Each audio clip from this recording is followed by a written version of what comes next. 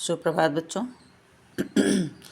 आज का पेपर आपके लिए पहला क्वेश्चन, रस सूत्र के जनक माने जाते हैं। कौन माने जाते हैं? 4 ऑप्शन, भरत मुनि, अभिनव गुप्त, तुलसीदास, भट्टनायक। तो इसका सही ऑप्शन है भरत मुनि। रस सूत्र के जनक माने जाते हैं भरत मुनि। दूसरा क्वेश्चन, छायावाद को प्रतिबिंब किसने कहा?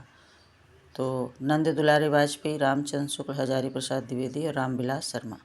सबसे सही ऑप्शन है रामविलास शर्मा। छायावाद को प्रतिबिंब रामविलास शर्मा ने कहा। मानक हिंदी का आधार क्या है? तो मानक हिंदी के आधार क्या है भाई? खड़ी बोली, अप्रभंश, पूर्विया हिंदी, परिनिष्ठा हिंदी। तो इसका आधार है, मानक हिंदी का आधार है खड़ी बोली। अगला क्वेश्चन, च और छ वर्ण का उच्चारण कौन सा है? तो तालु, मूर्धा, ओष्ठ, कंठ। 4 ऑप्शन है। तो च और छ जो है वह तालु द्वारा उच्चारण होता है, तो इसका स्थान है तालु। इसी से रिलेटेड मैंने अगला क्वेश्चन दिया ताकि आपको ये क्वेश्चन और अधिक समझ में आ जाए कि तालव्य व्यंजन कौन कौन सा है। तो तालव्य व्यंजन है च, छ, ज, झ, ञ। वर्ग कितने होते हैं? 5। मैंने पिछले पेपर में आपको पढ़ाया था वर्ग के बारे में।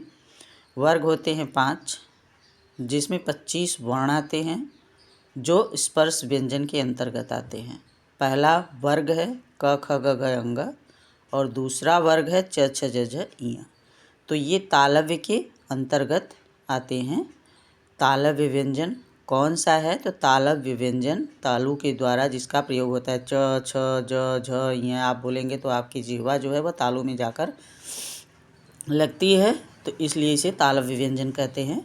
तालु के द्वारा इसका उच्चारण होता है। अगला क्वेश्चन, किस शब्द में री स्वर नहीं है? तो कृपा, कृष्ण, दृष्टि, आज। तो ये तीनों में री है, आज में नहीं है, तो इसका सही ऑप्शन है आज। ओ, औ किस प्रकार के वर्ण हैं? तो ओ, औ संयुक्त स्वर वर्ण हैं। ये दो स्वर वर्णों से मिलकर बने हैं। अ और ए मिलकर वो बनता है, अ और ऐ मिलकर औ बनता है। इसका उच्चारण स्थान है कंठोष्ठ है।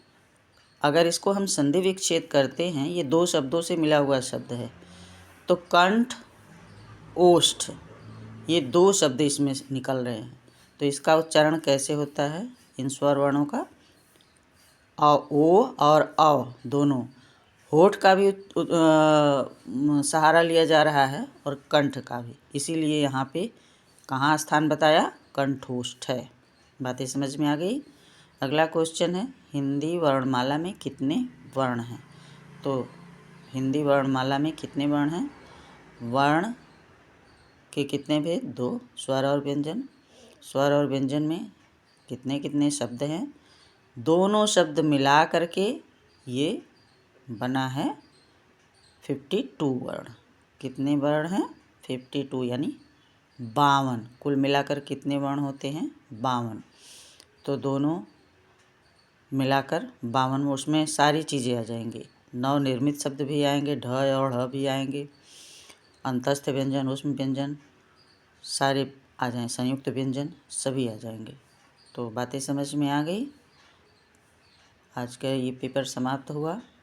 आप पढ़िए इसको और इसका लाभ उठाइए, क्योंकि ये आप जो तैयारी कर रहे हैं ना, ये उसी से रिलेटेड है सब।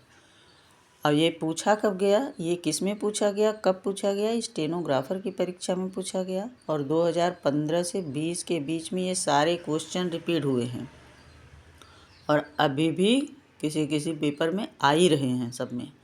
तो इसको जो है अब ये रिपीट होने का टाइम है, इसलिए मैंने ये इतना पीछे का पेपर उठाया और आपको जानकारी देने का प्रयास किया है। आप पढ़िए इसे, इसका लाभ उठाइए, हमारा चैनल सब्सक्राइब कीजिए और पढ़ते रहिए। मैं आपके लिए ऐसी तैयारियों की और बहुत सारे वीडियो बनाती रहूँगी, भेजती रहूँगी। आप पढ़ते रहिए और पढ़ कर के काबिल बनिए। धन्यवाद।